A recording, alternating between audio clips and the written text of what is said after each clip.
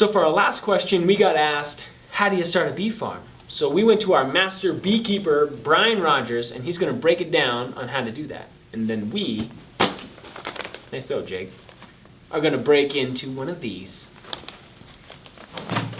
and some of those. Sarah asked, what do you need to start a bee farm? Well, you would need to have a basic set of equipment, regardless of the number of hives that you have. That would be your personal protection, so either just a veil or a bee jacket or a bee suit, some way of protecting yourself. Gloves, a smoker, a hive tool, some way to separate the boxes apart, and I think that's about it starting out. So most of the things that are already contained within the kit that is sold by North 40, and then from there it's how many more boxes do you want? So Brian actually inspired us to start our very own beehive here at North 40 last year. So we came down to the warehouse and we're going to talk to Jake. Jake helped us set up that hive, and it actually lives on his property.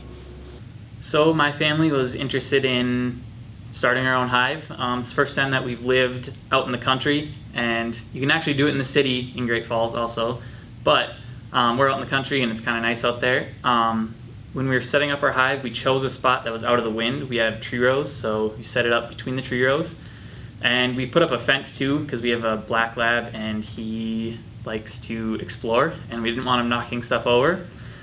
But we ordered our bees early in the year so that they got to us on time early in the spring so we can get everything set up. The hive has a base that raises up everything off the ground so that it's not getting in the water. Stuff can't crawl into it as easy. And on top of that goes the brood box and then some supers that the honey are in. In the brood box, you don't start with the supers on there yet. You just start with the brood box. You take a couple of panels out, and then when your bees come, they come in a box that has fine chicken wire on it so they can breathe and stuff. And then when you take the top off, which is actually a feeder for them as they're traveling,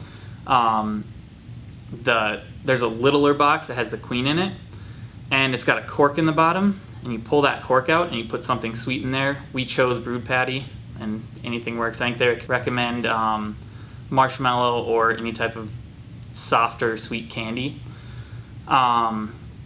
With that, you take her and you connect her to one of the panels somehow. We used a rubber band, just ran a rubber band around the whole thing and set it aside to start. And then with some panels still out so there's room for the bees, you take the box that they're in, you unplug the hole again, and you just dump them in, shake them around. Doesn't sound like the smartest thing to do, shaking bees around, but you got to get them out somehow and they like to cling to the sides. Once most of them are out, you can take the box and set it to the side, and then you put your panels back in.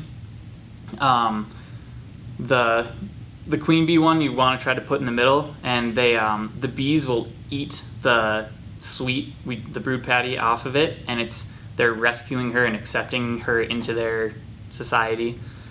And once all the panels are back in, you can put the top back on, and you set the empty box that they came in next to the hive, and some of the live ones will still be in there, and they'll come out, go into the hive. There are going to be dead ones, just kind of the process of having 3,000 bees in a little box. There's going to be a couple dead ones. And once all that's done, they pretty much take care of themselves.